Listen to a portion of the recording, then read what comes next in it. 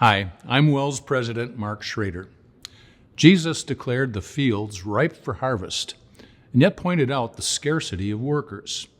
That's a truth that's certainly reflected today in WELS, which is why one of our 4 priorities over the next 10 years is producing workers for a growing harvest. Goals under this priority include expanding pathways to gospel ministry, establishing a sustainable strategy for called worker development, and supporting the well-being of called workers.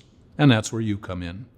Each congregation and school throughout the Synod needs gospel workers. What that looks like, though, can vary from ministry to ministry.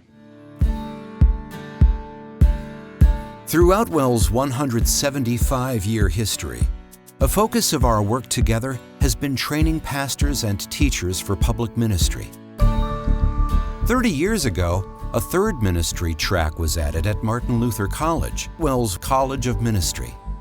Students could now graduate as staff ministers, trained to serve congregations in areas like youth ministry, evangelism, music, and administration. St. John's in Milwaukee has been using a staff minister of music and communication for 9 years, and recently added a second staff minister for school outreach and youth ministry. We thought, hey, we could call a third pastor, but our need wasn't so much focused necessarily on someone in the pulpit. It was someone who can do a specialized task. We realized quickly, hey, a staff minister could really fit the roles we need.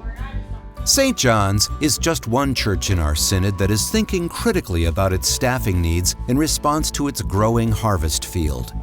This is a key aspect of the calling priority of our synod's new long-range strategic plan, Christ Through Us. We need to be ready to look at any opportunity that's out there. I think the goal is to try and have as many people as possible prepared for public gospel ministry, and we're at a time where we need to be strategic in looking at how can we do that.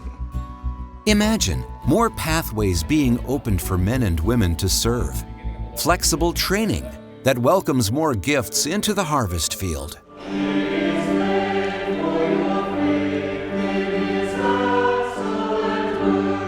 Didn't really know there was such thing as a full-time church musician position out there, but I just thought it would be something cool that I could do,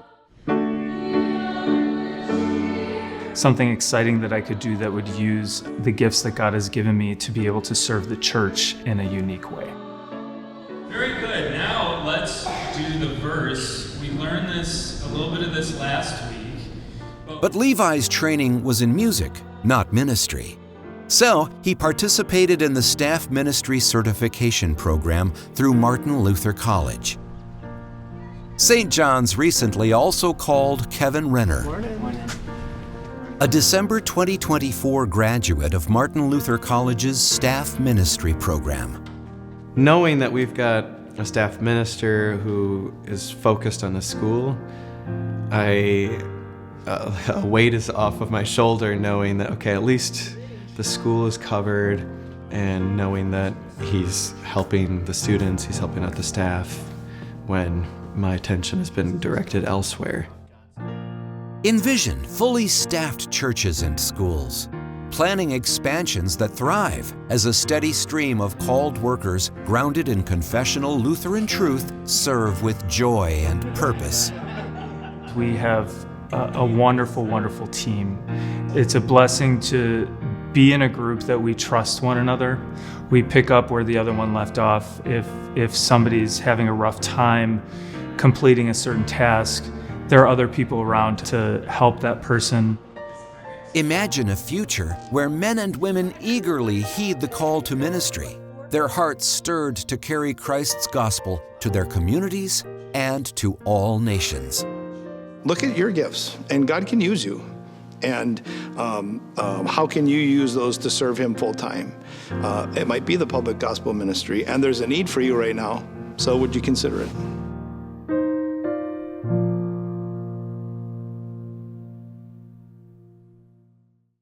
We stand at a pivotal moment in our synod's history. Our desire to share God's Word more broadly has to be balanced because of a limited number of full-time gospel workers.